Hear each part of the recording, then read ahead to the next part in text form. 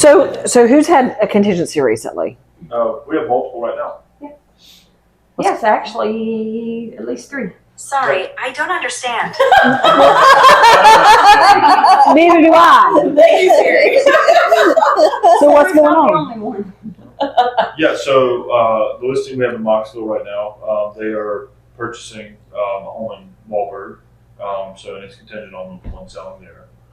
We have a listing that's contingent too, I think, that you have, right? Yeah, when I think of it like that, yes. We, our sellers accepted a contingent offer. Do we love them, especially as a seller's agent? No, we don't love them as a buyer's agent, but they are doable. You work with an agent that you trust and take our advice again, and we can help you get that done. I mean, they line up perfectly. It's a lot of moving parts, but they are doable. You just have to take that leap of faith and not overthink all the steps. One step at a time, and we get to the closing table. Communication is key too. Yep. Like always. Is it harder to get that agent? I mean, that offer accepted sometimes? Yes. You just, but not always. I mean, if a home is over a certain price point, I don't know, what do you think, $450 and above probably? Yeah. It's very likely that's a move-up buyer. That move-up buyer may have to sell their home to be able to make that next move, or they may want to, right? They may want to take the equity they've got, all this equity in their home they're living in, they're going to want to put that in this. Today's market, our rates are much higher than they have been over the past few years, right? So they're going to want to take that equity out of that home and put into that to make it more affordable. While I don't love them, I'm not afraid of them. As a buyer, maybe you have to have a little more skin in the game to get that offer accepted. But they are doable. What do you mean by skin in the game? Skin in the game is your due diligence, right? That means that's like a mini down payment. So the best way I describe it, that's money part of your offer. It's money that's paid to the seller up front once your offer is accepted. That money is basically non-refundable. It does go to your closing at the end, but it doesn't, if you don't buy the home because your home doesn't sell or for any reason whatsoever, doesn't matter why, then the seller gets to keep that due diligence money. It does credit you at the end, right? But that's what your skin in the game is, right? So up until I'd say probably end of last year, well, no. End of 2023, a contingency wasn't that scary because sellers were accepting due diligence fees that were around 3%. So who's going to price their house unrealistically so it's not going to sell and risk losing that 3% non-refundable? It's very unlikely. Now I think we are kind of at an impasse. We're now at more like a 4 to 6 month inventory, depending on what area you're at, which leans more towards a balanced market. And you're exactly right. We are going to see contingencies. It's going to happen. So sellers, don't be afraid of them. Buyers, don't be afraid if you have to sell to jump in there and do it. I mean, if you want to make that move, don't be afraid of that. Let us help you with it. Moving parts, and there's a lot of extra risk, I guess you would call it, involved for you and the seller. But if everything, knock on wood, most always it falls into place and we can make it work. There are times that it's just not meant to be, and that's what I tell people. It's really, we're here like pawns in this, right? We help you move from one point to the next point. But at the end of the day, sometimes the universe just says, no, this isn't happening. And no matter what we do, you're not moving to that house, or you're not selling the house you're in. That hasn't happened often in our career. We've been fortunate with that. I think we've maybe had one home that we weren't able to sell. And that's a whole new story. We can do an episode on that one. But anyway, point of it is very doable, so don't be afraid. If that's what it takes to get you to sell your home and move to another one, call one of us. We would love to help you with it. Right? That's the beauty of Southern Unlocked. Right. Candy is that's spilling all the beans. That's right. I don't love contingencies, but I'll take it. We want you. Justin, what you got on contingencies? So I think a lot of people, both buyers and sellers, think that the market is a lot basically what it was 2 or 3 years ago. And I mean, we've discussed that's very inaccurate. And the ability to line up contingencies now, I think, is much more doable than it would have been 2 or 3 years ago. I think there's a lot less cash floating out there, and that people are getting a lot more loans and having to quote unquote like play the game, if you will, of what in some respects like you sort of always have.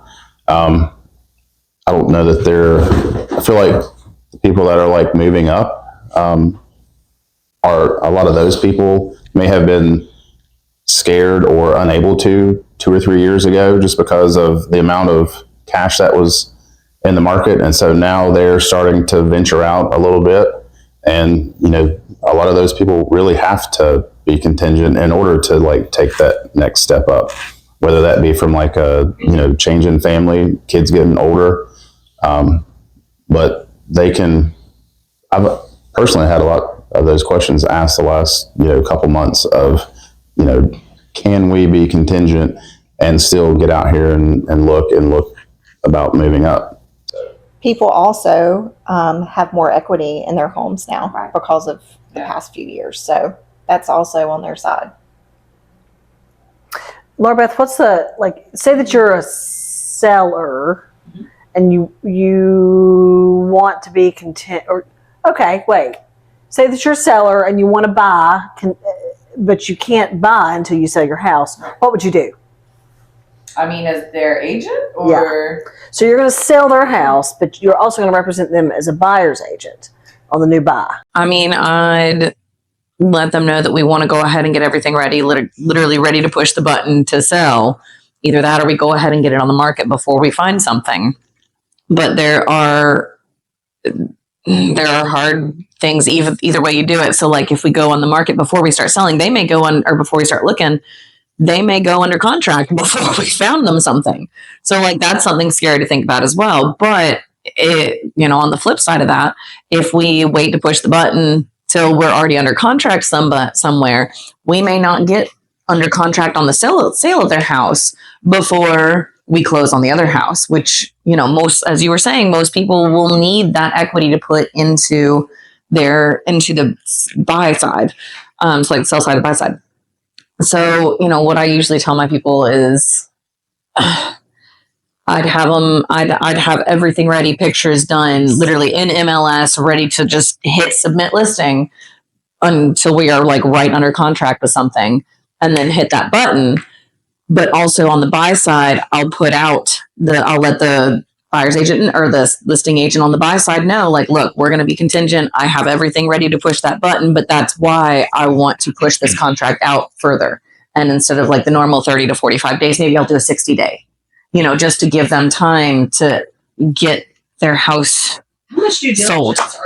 How much due diligence are you? Say it's a $300,000 house, to get a 60-day due diligence period.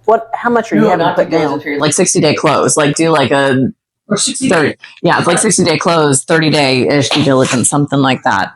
But I'd honestly, for 300,000, I'd probably say do like 10, 8, somewhere in there. I mean, if you want it, depends on how much, because I'm going to have a conversation with the listing agent beforehand, find out how much interest they have on the house. Like if they have any interest, if they have offers on the table, like all of those fun things beforehand too. Depends on how much they have in hand. And that's a commitment from the buyer. absolutely. To fork over that much money on it could be a first time home buyer house. The sellers are essentially holding their down payment. Right. I mean, but you've got to, as Candy said, you've got to have some skin in the game if you're contingent, because otherwise they're going to be worried that you're just going to completely back out. But also on the listing side, that house has to be pristine. Yes. In order for it to sell quickly, it has to be ready. It has to, like, they have got to know that everything has to be perfect. Gosh, we had a lot of contingencies even last year, I feel like. Yes. Just thinking back on it. I mean, yeah. But I think the whole due diligence part is really based off like you said, the home. Exactly. And whether it's popular or not, I'll use that word, popular or not, or how much risk that seller's willing to take. You know, I don't have to necessarily risk all my buyers' money up front, right? I mean, we've gotten contingencies accepted recently for a lot less money than you would think. Way under list price with Yep. less than 1% of purchase price and due diligence. It really just depends on the other side. I mean, you know, that's why I say it is worth asking and trying. You know, be reasonable, be ready for some type of comeback, but it's definitely in this market where we feel like it's doable. You'll never know the answer unless you ask the question. Ask them. You also don't know without talking if they don't have other dominoes that they're trying to line Exactly. up on their side. Yeah, we love a double contingency. We have one of those. In the grand scheme of things, it's all about negotiating. And networking and knowing the person that you are in the deal with. Well, thanks for staying tuned to another Southern Signature Unlocked. We are moving on to buyer agency. Oh my, it's a hot topic. It's It gonna is be a hot long. topic. So It'll be fun.